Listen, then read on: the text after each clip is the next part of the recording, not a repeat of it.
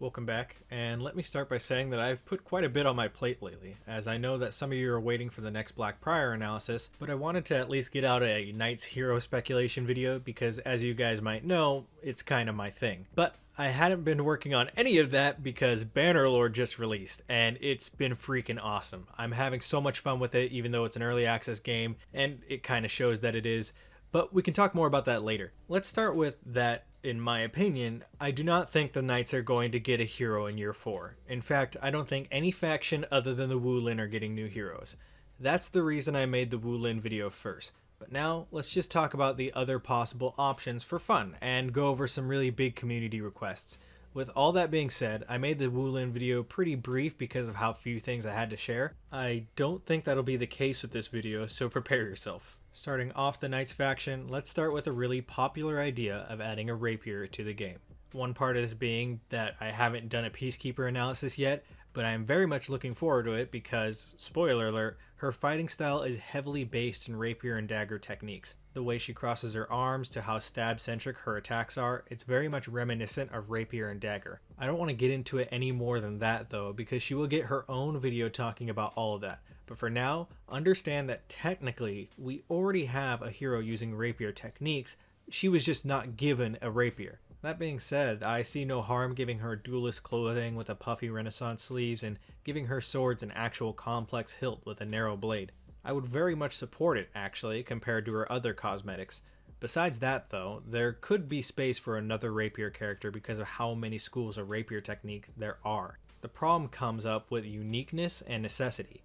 A lot of people would argue that the Rapier is too advanced and it doesn't make sense being a part of the Knights, but I guess they fail to realize that PK is already using Rapier moves and Lawbringer is already wearing armor that's outside the feasible range of the Middle Ages, and yet no one seems to be complaining about either of those things. On screen now are the 1570 manuscripts of Joachim Meyer's Fechtbuch teaching his version of Rapier, or I believe he calls it himself Rapier, with what has an early complex hilt sword. So again, chronologically, this is not the problem. No, the real problem stems from the fact that the Rapier in of itself is meant to be a civilian weapon. This was not a weapon meant for war. Swords like these in general were never meant for war. This wasn't a sword that you could use on cavalry. It wasn't a sword that you could bring into battle as a backup. This was first and foremost everyday carry sidearm that was designed for the civilian life in mind. Now you could make it to where this new hero is wearing civilian clothes, then have a Rapier, but that would look weird to say the least. Also, I'm sure that anyone who wants a new knight hero is looking for a hero in armor, and with that you could do some weird cheap pseudo armor like PK, but then you just made PK without a dagger.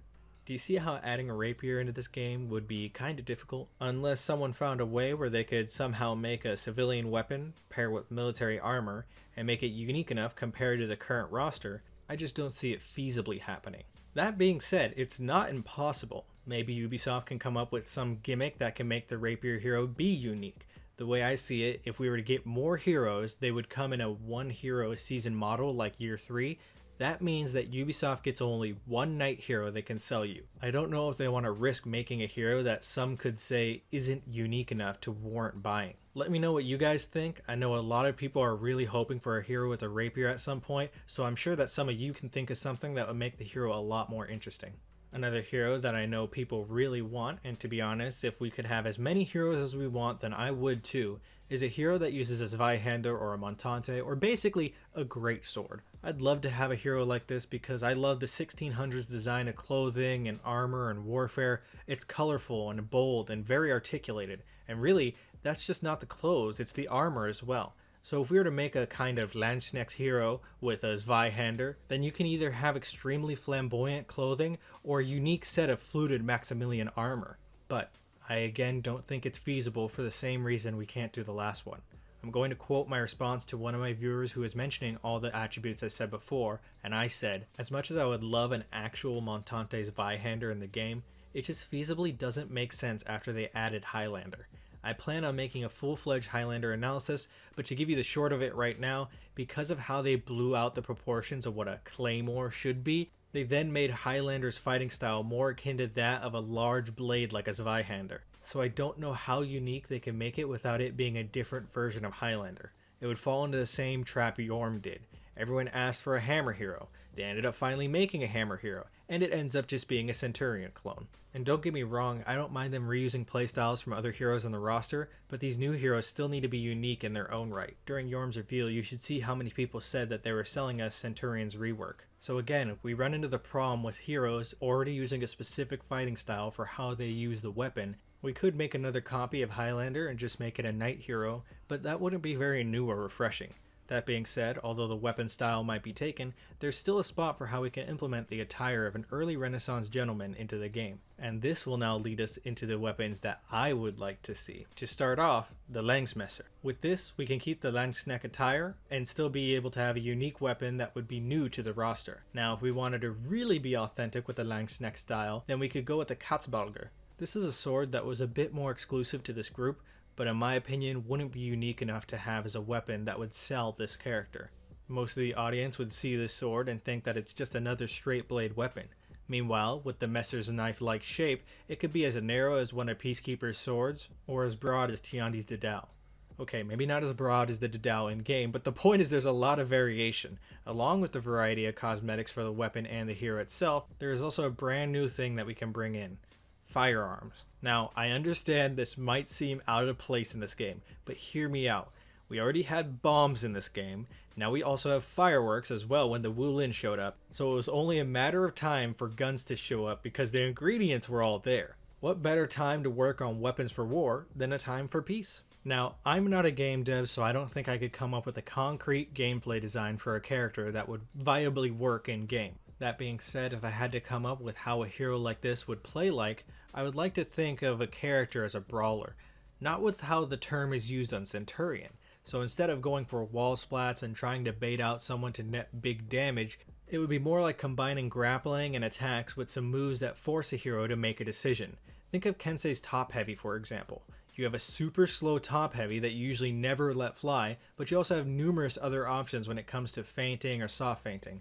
Like how he can top heavy soft feint in a pommel strike, or top heavy soft feint in a side heavy. Mind you, with the character I had in mind, it's somewhat a short sword, meant to be wielded in one hand. The real life fighting style you'd use in a Messer duel would potentially involve a lot of grappling because of this. So this means like a one-handed style at the ready kind of stance like Centurion has, and some sort of unblockable grabbing like Centurion's knee parry punish, or Yorm's punch, which I know is controversial for other reasons, or even like Highlander's caber toss. Although maybe not like that because that thing pisses me off. Look, overall I'm giving a very rough draft of what I'd like to see. I also know that some people quite do not like unblockables that can net damage, but it's a mechanic of the game and it's not going away. Let's move on to some other weapons as I try to keep this video consolidated and on focus. Polearms. There are many different options for when we're talking about medieval European polearms.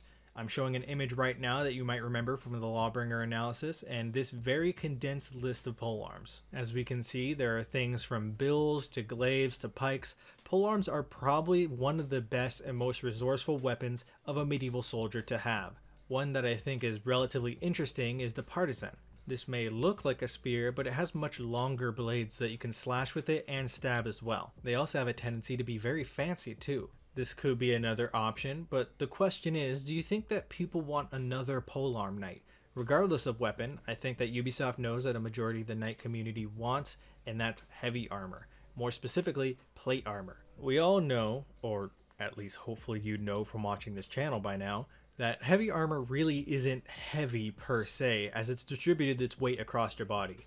But what the community really wants is more coverage. Make it look like the heroes we play are actually preparing for battle. So if they were to add a new hero that hopefully, probably, has a lot of armor and also has a polearm, are people going to call it a Lawbringer ripoff? I think that really comes down to how uncanny they make it. I'm sure there are ways to make it unique, especially if they decide to make it a different class from a heavy style hybrid. Also, speaking of all the polearms, to cover a lot of ground, they could make one hero that has one fighting style and just mix the Bardiche, Bill, Glaive, and Partisan all together as customization options so that people can choose the ones that they want. Kinda like how Lawbringer has different forms of poleaxes and halberds mixed together.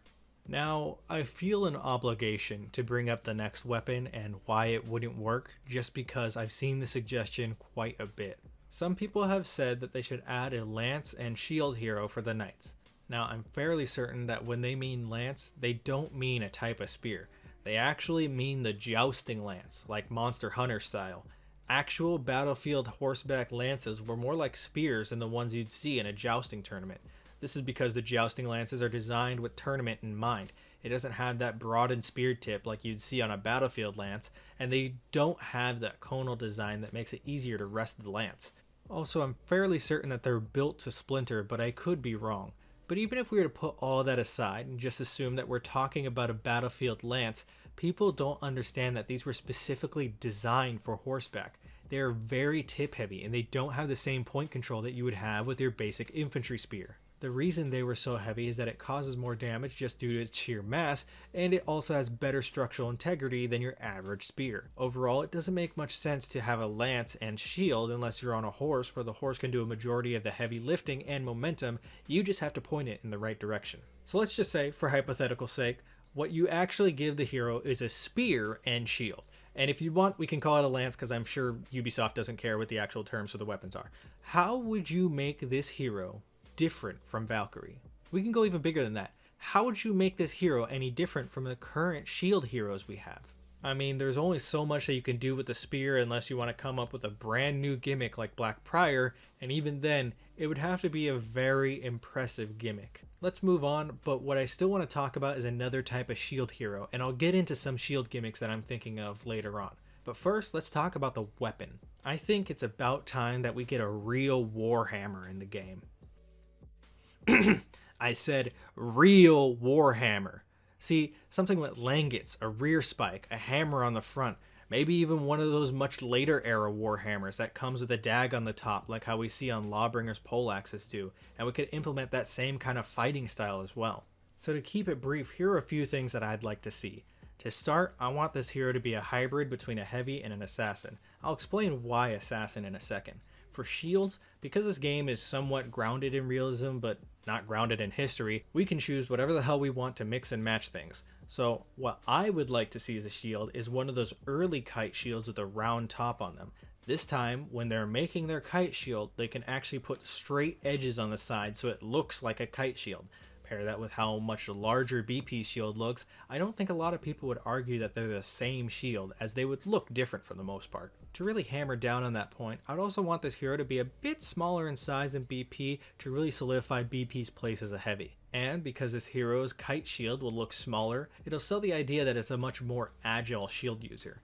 One thing I'd like to see is some sort of shield deflect like Valk. You can dodge into attack, and then you can activate whatever your deflect punish is. There are lots of ideas of what this could be, but I was thinking kind of like a Rochi's deflect punish, as we haven't seen something like that in another hero.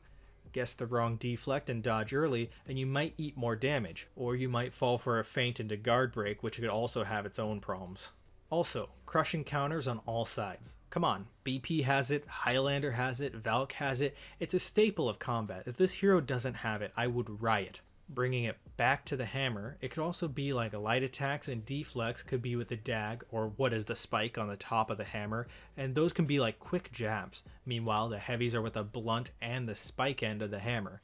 Speaking of the spike end of the hammer, we need more hooking opponents. I know that Nusha already has that, and Berserker has that as well when he GBs to an extent, but hooking people with their weapon is another thing that is a staple when it comes to weapon combat, and we don't see it enough in heroes' kits. So maybe some sort of heavy finisher or some sort of combo that gives you an option where you embed the spike of the hammer into your opponent and then drag them to a location like how Nusha does. Maybe not exactly how she does it, where she sends it in the direction the attack landed, but maybe you can only do it in one direction. There's many ways to go about this. Lastly, let's talk about shield full block, as he's gotta have one. I don't know what I would implement, so let me just rapid fire off some loose ideas. One thing I was thinking of was maybe instead of going into a full block, you were able to put your shield on your back and go into a pseudo-offensive stance like Highlander. Except you can't be knocked out of this one like Highlander can. When you're in offensive stance, your moveset changes with different finishers like the unblockable heavy finishers and such, but you can't deflect or bash. So just like Highlander, one stance will give you more damage, but you won't have as many defensive options as before.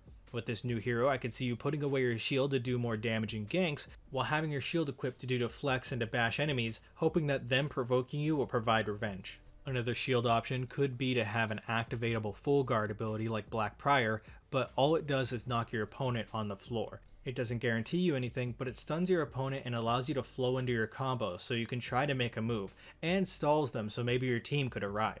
This would make this hero great with other shield heroes when it comes to stalling and holding points on Dominion. Unlike BP though, you would not be able to move in this stance, and you can't flow into this stance as quickly as BP. Lastly, another full block option could be something like a really basic one like Conk. They hit you, you hit them, or something along those lines. This inadvertently wouldn't be that interesting, but maybe with some added feats it could. Like how BP can heal himself in full stance, maybe this hero can do the same, or instead, maybe this hero can use a feat that allows for much quicker stamina gain when in full stance.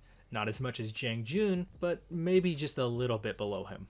Last thing I want to talk about is this hero's attire, and then I promise I'll move on. What I would like a hero like this to look like is either someone wearing very light armor, like the Year of Hope Knight minions, with their kettle helm and their gambesons, but obviously with a little more to make the hero stand out. So you could choose from a gambeson or a brigandine or a coated plates, something that doesn't seem too heavy, but also doesn't say, I'm a poor minion, hit me.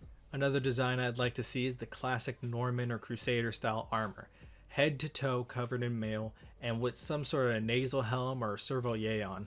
I talked about this hero quite a bit, and I think it would be interesting, but let me know what you guys think. Would you like something like this? Are you tired of shield heroes?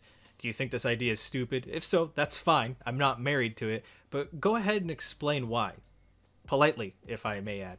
Now let's just go completely into left field for one. Like, it just doesn't even make sense. Because, let's be honest, a lot of things in For Honor don't make sense. That's one of the reasons why I make these videos, to show you things that I can nitpick and scrounge to make sense and then show you guys. But a lot of things don't make sense, like, why is there a soldier of the Roman Empire and some sort of delusional slave fighter who thinks he's constantly in a state of gladiatorial combat while also fighting in a battlefield chronologically much further away from where they came? Also, why are they not worried about this? And why don't they upgrade their armaments? We'll never know. But this has gotten a lot of people asking, if we can pull people from the past, why don't we add the Spartan hoplite to this game? I feel like people don't realize how much further away that is. So the majority of Greece started to phase out the hoplite in favor of the phalangite after it was popularized by the Macedonians in their conquests. This happened some point during the 4th century BC, so we'll give it the benefit of the doubt and say that the year was 301 when all the hoplites were gone. That still puts about 400 years until the Marian reforms happen in Rome. My favorite example, just to show how long years really are, is the concept of the United States was only created 244 years ago. There could feasibly be the creation of 2 USAs before a hoplite would meet a Roman legionary. With all that being said, I don't care if they add a Spartan hoplite to the game. The game didn't make much sense before then, this won't change that now.